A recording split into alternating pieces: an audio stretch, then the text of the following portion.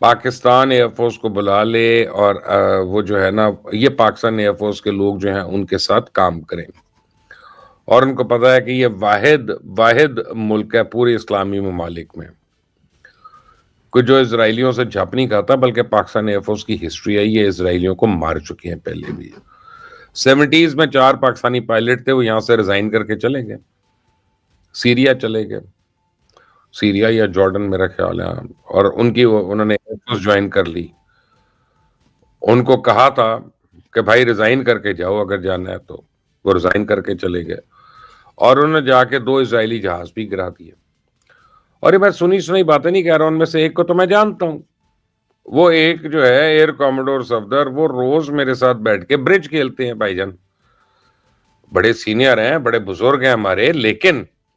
غصہ ان کا ابھی بھی وہی ہے کہ جو ایک اسرائیلی کو کٹنے کے لیے چاہیے ہوتا ہے، کیونکہ ایسا نٹ کیس ہی کرے گا نا، اسرائیل کو مارنے چلا جائے گا ریزائن کر کے ایئر فورس سے، تو سارے ہی ایسے تھے۔ تو آج بھی اگر کوئی اسرائیلی ایئر فورس کو نتھ ڈال سکتا ہے تو وہ پاکستان ایئر فورس ہے۔ پاکستان ایئر فورس ہی قطر کا ایئر ڈیفنس سسٹم آپریٹ بھی کر سکتی ہے، اس کو انٹیگریٹ بھی کر سکتی ہے فائٹر کے ساتھ، میزائلز کے ساتھ، سسٹمز کے ساتھ، اور پھر ایک بفٹنگ رسپانس بھی دے سکتی ہے۔ تو اب اگر یہ ہے تو لیکن اگر پاکستانی جاتے ہیں وہاں پہ اور جانا شروع ہوتے ہیں تو ان کو کم از کم 6 مہینے سے لے کے 1 سال تک تو لگے گا، کہ جس میں آپ سمجھیں کہ سارے اکوپمنٹ کے اوپر آپ کو عبور حاصل ہو جائے۔ کیونکہ ایک بات ہے کہ آپ مجھے کہیں کہ جی F-16 اڑانا ہے،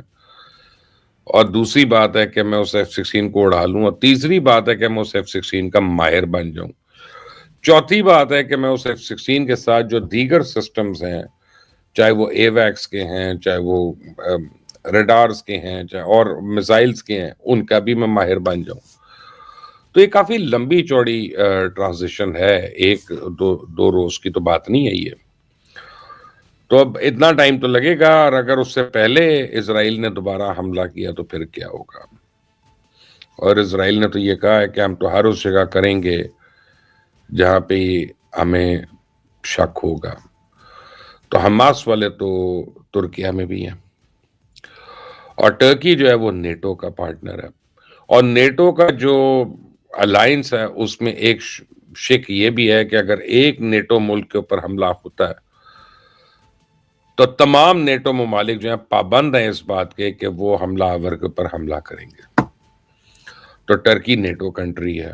اسرائیل اگر اس کے اوپر حملہ کرتا ہے اور وہ نان نیٹو کنٹری ہے، تو پھر کیا امریکہ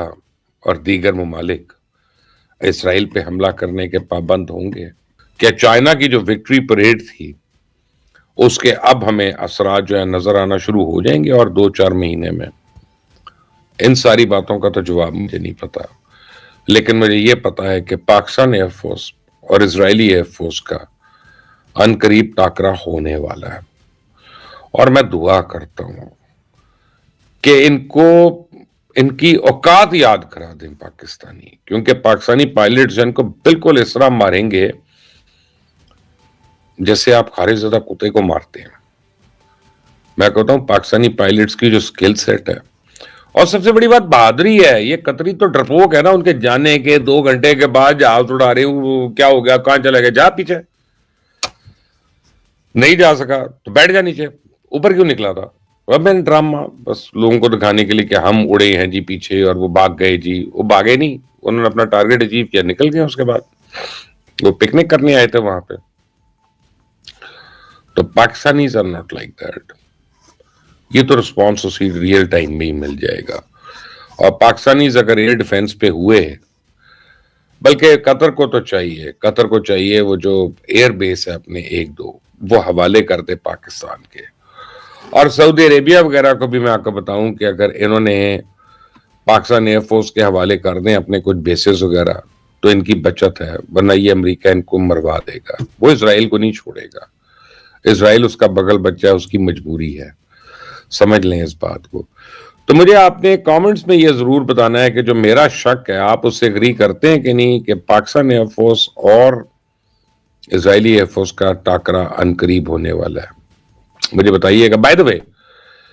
یہ جاننا آپ شروع ہو جائیں گے، یہ میں آپ کو گارنٹی کر رہا ہوں۔ اب اس کے بعد آپ جواب دے دیں. اس چینل کو سبسکرائب کریں, بیل آئیکن کو پریس کریے گا. اللہ تعالیٰ ہم سب کا حامی و ناصر ہو.